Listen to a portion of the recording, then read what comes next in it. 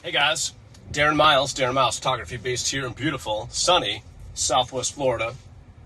So today I want to talk to you about the one camera that's pretty much been forgotten in this latest round of new camera releases from both Canon, Nikon, and Sony. And it's a shame because this one particular camera that I'm talking about is pretty awesome.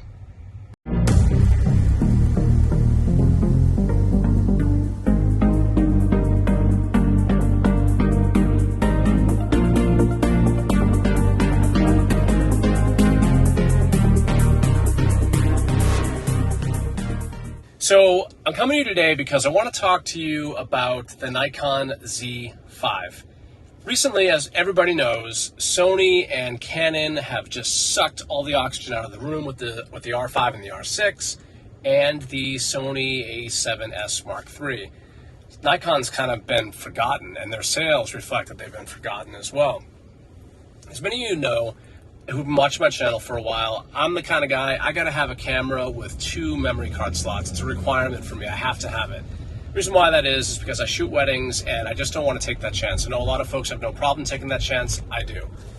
And I was very underwhelmed when Nikon came out with their first batch of mirrorless cameras, the Z6 and the Z7.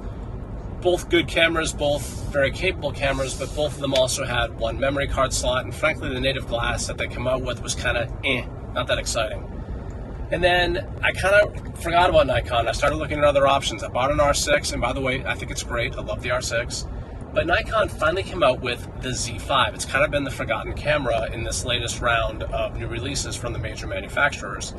And I bought a Z5 because it had 2 memory card slots, and I'm not going to lie to you, the price point was really attractive. Because basically what I got was a mirrorless D750, and I love the D750. It's my favorite overall camera that I've probably ever used. And then, of course, you have the Nikon FTZ adapter, which apparently, or allegedly, seamlessly allows you to use legacy Nikon glass and third-party lenses from the likes of Sigma. Again, if you've watched my channel for a while, then you know I like Sigma lenses a lot, and I use them a lot. I have the 85-1.4, I've got the 120-300, I've got the 135-1.8, yada, yada, yada. I love Sigma's lenses, I just do. I've had great experience with them. The Art series lenses, just to be clear, not the old lenses. But anyway, with the FTZ adapter and the on-sensor phase detect autofocus system of the Z5, which I know Sony and Canon have had for a while, I know. But as a legacy user of Nikon DSLRs, I really didn't want to change systems completely like that. And I wanted to have a body that I could use with my old Nikon glass. And with the adapter and the on-sensor phase detect AF of the Z5 and the dual memory card slots and the cheap price point, the Z5 is a really great camera for photographers. And the reason why it's so great is that, I'll give you a good example. I have the 200mm f2 from Nikon. If you are familiar with that lens, they call it chubby. It's a legend. It's a fantastic portrait lens. It's one of my favorites of all time. But with my legacy DSLRs, be it the D750 or the D810, my hit rate at f2 wasn't all that great because you're talking about a super narrow depth of field, and to be brutally honest, it was never perfect. It hit perfect AF maybe half to 2/3 of the time. Well, with the Z5 and the on-sensor phase detect AF and the eye autofocus, suddenly all those lenses, I feel like I'm utilizing the latest and greatest lenses that are available in the marketplace. And these are old lenses. 200 f2 has been around for a while, but the hit rate that I'm getting now with that lens is magical. The eye AF is just awesome. So my experience and my desire now for Nikon's latest versions of Z6 and Z7 Mark IIs, I'm going to order a Z6 Mark II because, again, dual memory card slots, I need that. And of course, I don't need a Z7 because I don't need that many megapixels, but the Z6, 24 megapixels, 2 memory card slots, decent video, it's kind of a nice package.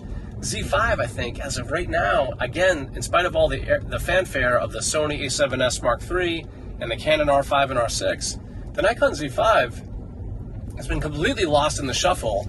But let me tell you, it's a great camera. I really think the Z5 is excellent. Yeah, it only does 4.5 frames a second, but I gotta be honest with you, portraits, who cares? People who are utilizing the GFX, that thing does what, 1 frame per second?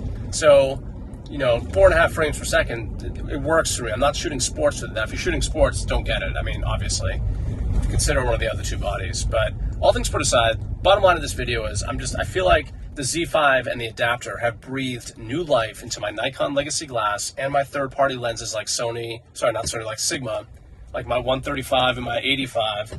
And again, that hit rate is just off the charts with both of those lenses. And these are third-party lenses. So anyway, I want to put that little bit out there about the Z5. I'll probably do a more comprehensive review on the body at some point when I get a free minute. It's been really busy. We're heading into the season right now, and I launched a real estate photography company on my own, so I'm kind of doing things on my own right now, so it's been a little bit crazy. Haven't had as much time for videos as I would like, but I wanted to let you know that I'm still in this thing. Still, sorry, COVID.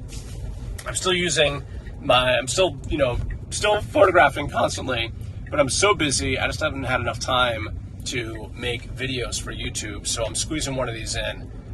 It is what it is.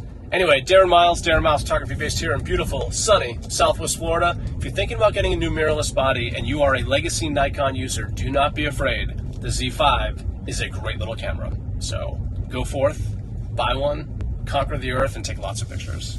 Signing off.